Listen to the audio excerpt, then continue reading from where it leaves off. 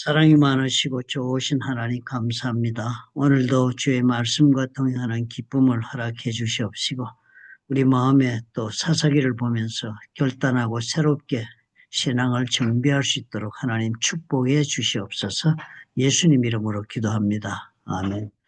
7월 3일입니다. 사사기 1장 22절부터 36절의 말씀.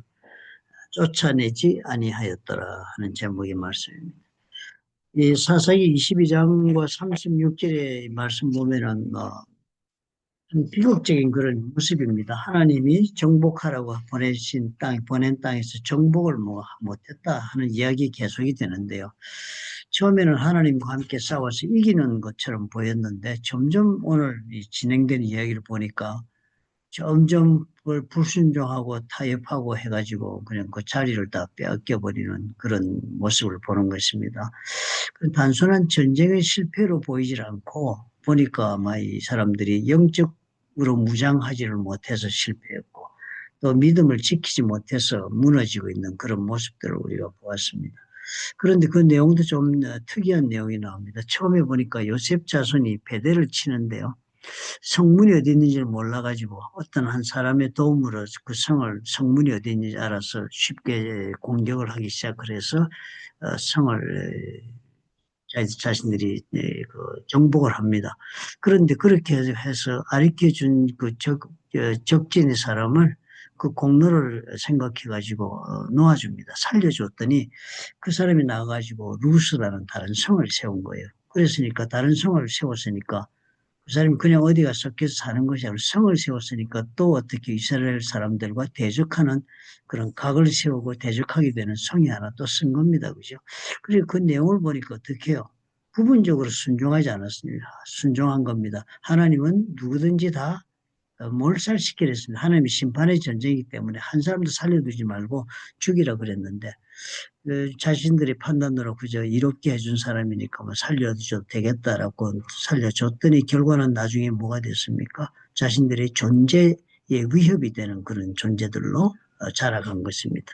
그러니까 부분적 순종이 결과는 삶에 또 새로운 도전으로 또 다가왔다는 그리고 다른 문제가 됐다는 것입니다. 그 다음에 보면 이제 여러 므낫세 지파, 에브라임 지파.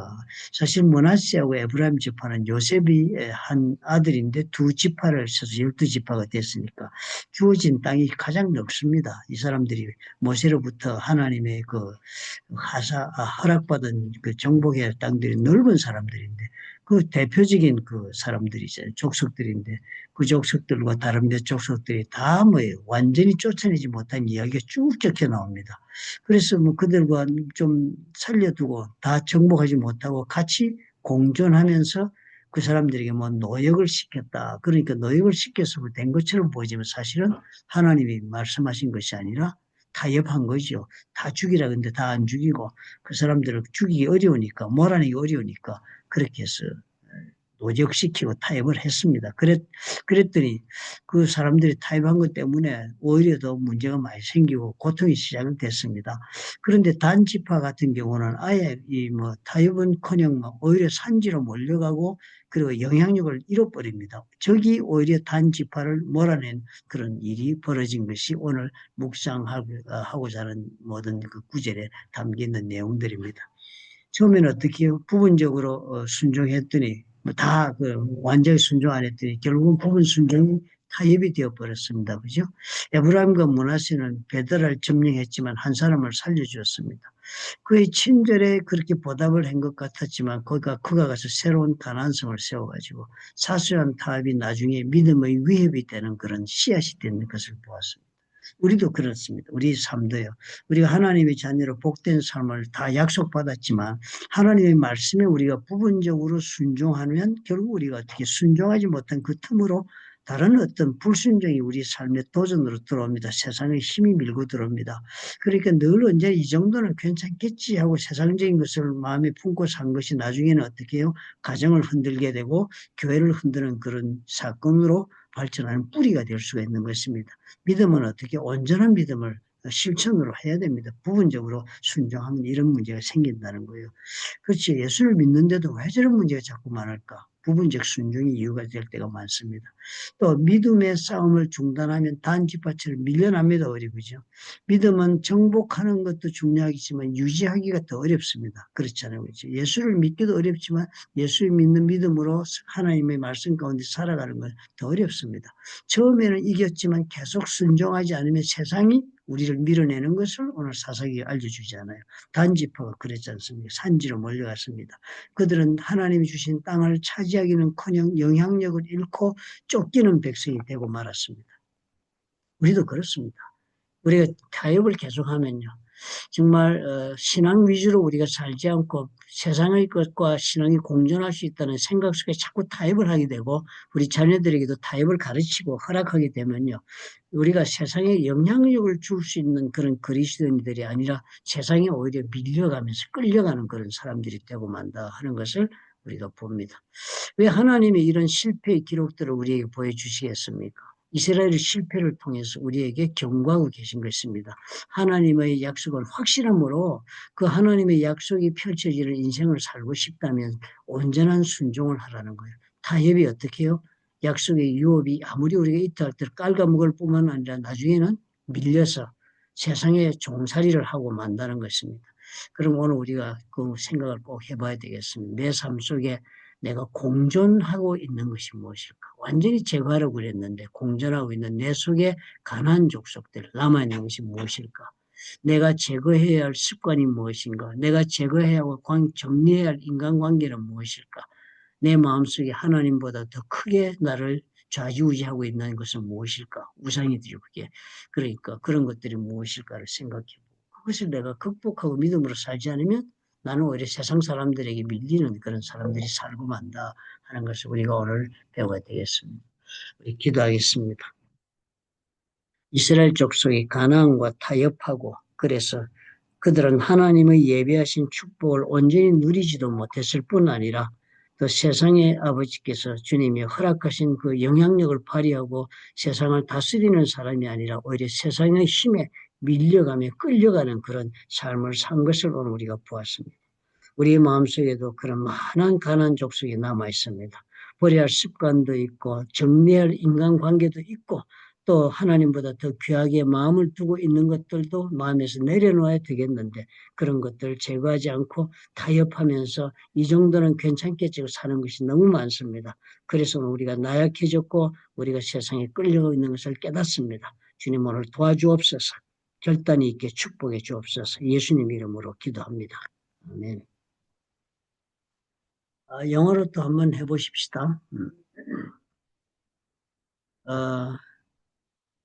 Today's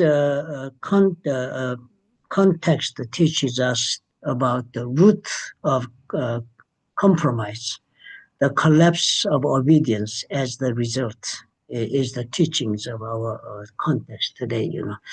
The first thing is second half of the Judges 1, which we have read, is like a slow tragedy. You know. Israel began by conquering in God's power. They started with God's power, and they admit that God is with them. But by the end, disobedience and the compromise have taken over their life, you know. So this isn't just about military failure. It is about what? Spiritual collapse, a failure to guard the lines of obedience and faith. You know? So they lost these things. That's what it shows as a result. Let's see the verses. The first group, verse 22, second 26 is talking about the tribe of Joseph, Ephraim and Manasseh.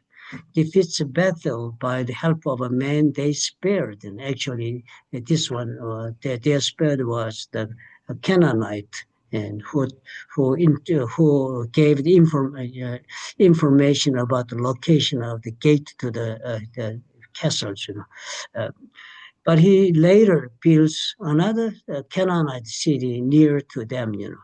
So partial obedience of Manasseh and Ephraim led to future threats to them, you know. And instead of, they just enjoy the total blessing of God, you know, they got another challenge. They didn't finish up the war as God had promised, God had ordered them. And then the second group of verses 27 through 33 is a story about Manasseh, Ephraim, Zebulun, Asher, Naphtali, and Dan. And none of them fully drove out the Canaanites. That's the record, right?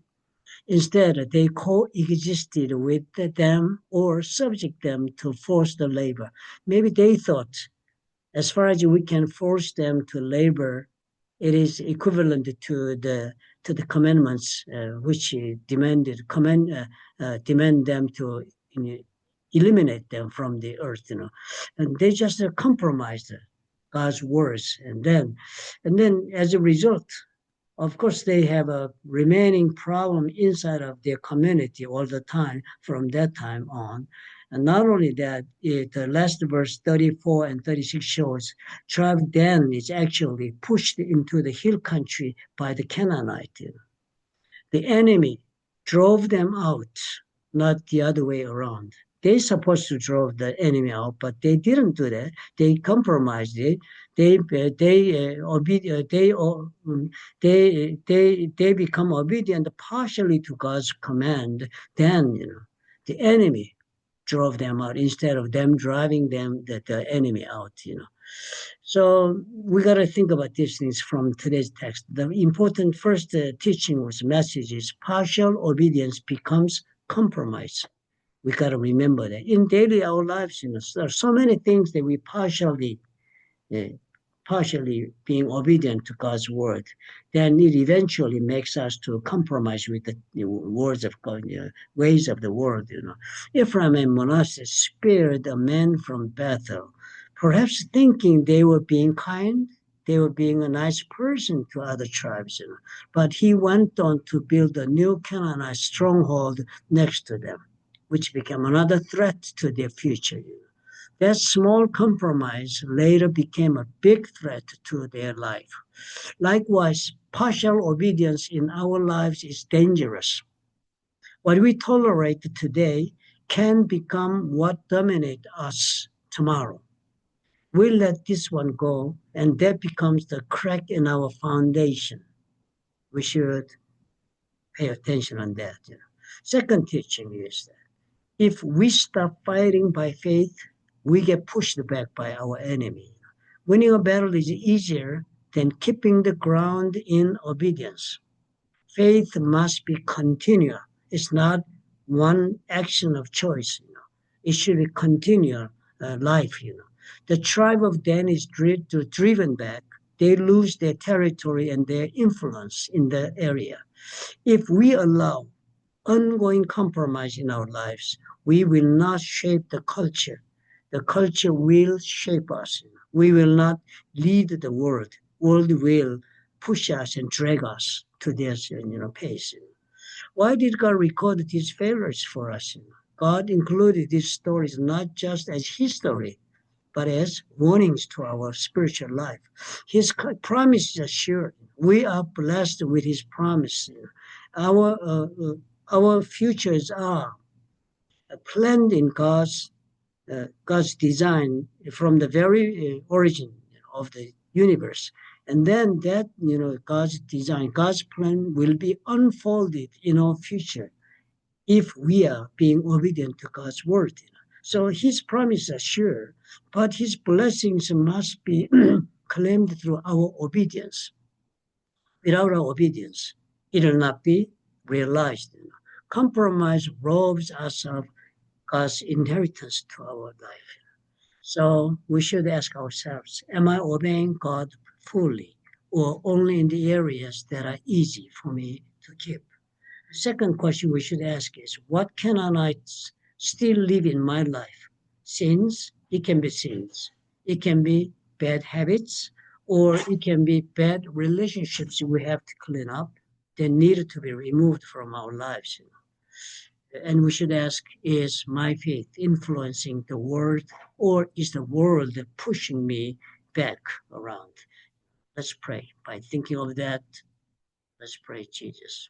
To Jesus, Lord, just as Israel compromised with the Canaanites and lost their influence, I confess that I too have compromised your word in many ways. What seemed small at first now shakes my faith. Help me remove what cannot coexist with me, sins or habits or idols. Restore in me the strength of obedience and the influence of a life of faith. In Jesus' name I pray. Amen.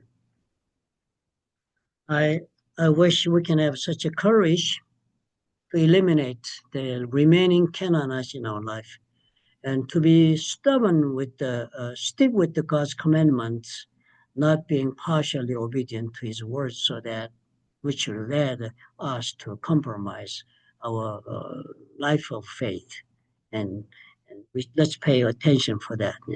God really wants us to be successful, but he demands to make that success realized in our life, we should be fully obedient with the courage not to compromise.